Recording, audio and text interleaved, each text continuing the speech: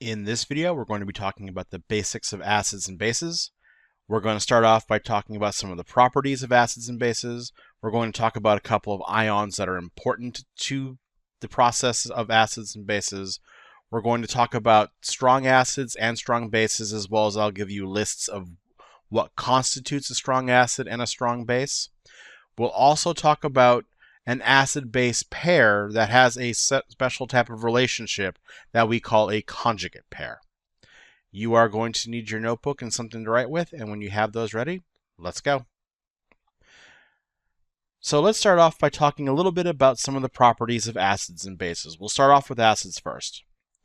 When you eat an acidic foods always tend to have this very sour taste to them, right? So anything that has vinegar in it tastes sour. Citrus juices, like orange juice, lemonade, those all taste sour because they contain citric acid. Acids have a pH that's less than 7, at least at 25 degrees.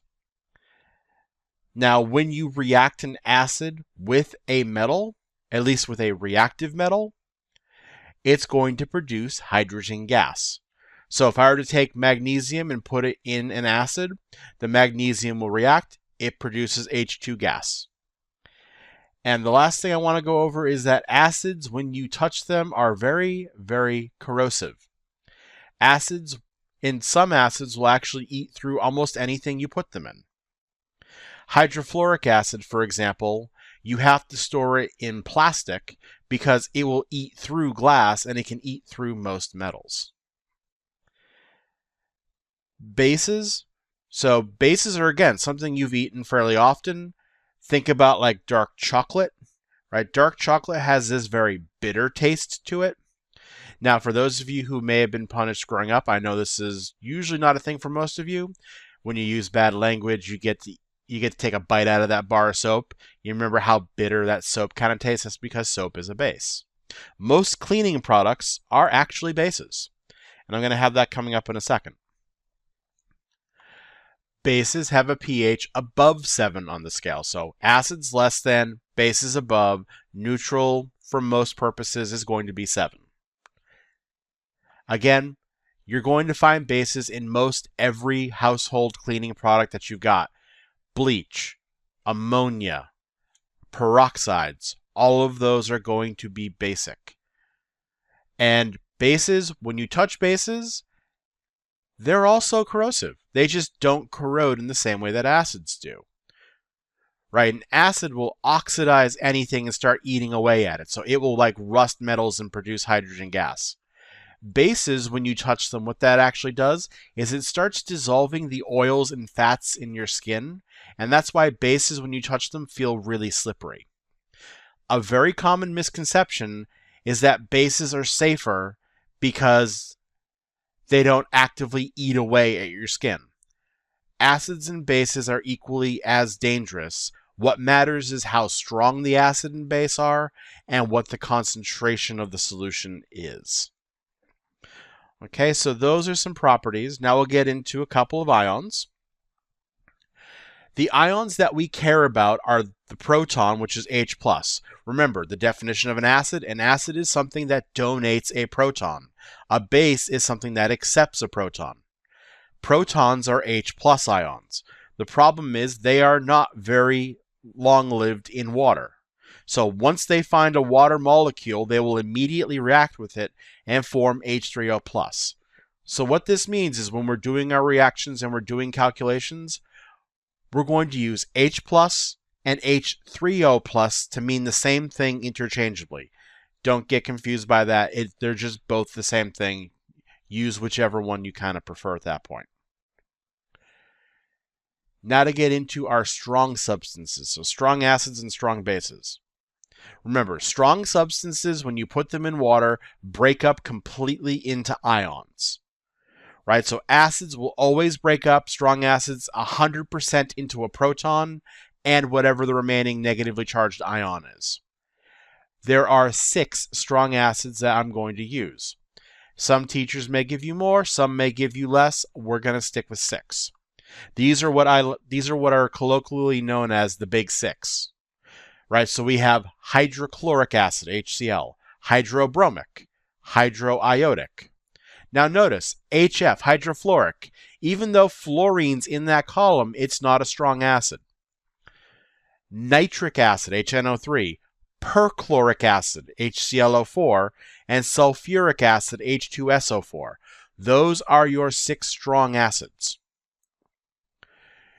Your strong bases are going to be any hydroxide of a group 1 metal, right? So lithium, sodium, potassium, rubidium, cesium, put hydroxide on the end of them, and those are your strong bases. Again, some teachers, some textbooks may use more than that list. We're going to limit ourselves to just those strong bases. Right, so those are the 6 strong acids, and for us, the 5 strong bases. Any other acid or base that you work with is going to be weak by comparison. Remember, all weak means is that it's not going to break up 100%. Chloric acid, for example, HClO3, that will break up 95-96% of the way. But since it's not completely breaking up, it's not strong. All right, so know those lists of your strong acids and strong bases. I can guarantee you that you're going to need them for what comes later. The last thing we should probably go over is the concept called a conjugate pair. Now, a conjugate pair is simply an acid and a base that differ by a single proton. Okay, so for an acid, you take away its H+. Right, so if I write out this reaction, we have HNO3, nitric acid's a strong acid, so I'm going to write the arrow without reversibility, is going to form H+, and NO3-. This, remember, is an acid. This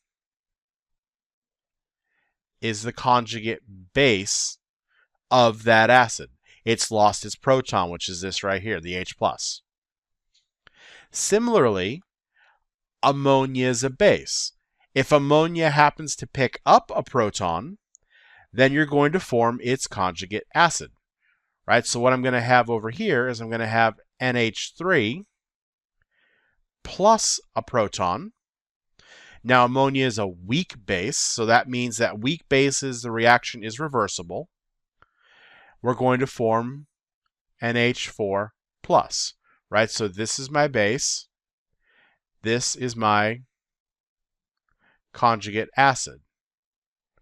So they always differ by a single H+, no matter what. This becomes extremely important when we start talking about buffer systems. So buffers are things that don't change pH when you add an acid or a base because they're formed of these conjugate pairs. Now, every acid-base reaction that we're going to work with in this chapter is going to have 2 acids and 2 bases, one on each side, and they'll be pairs, right? So we'll have one conjugate pair on one side, one conjugate pair on each side, one acid, one base. All right, so just to kind of show you an example, if I take my HNO3 and I add NH3, what we're going to get is the proton will go from the acid to the base, right? So I'm going to wind up with NO3- and NH4+.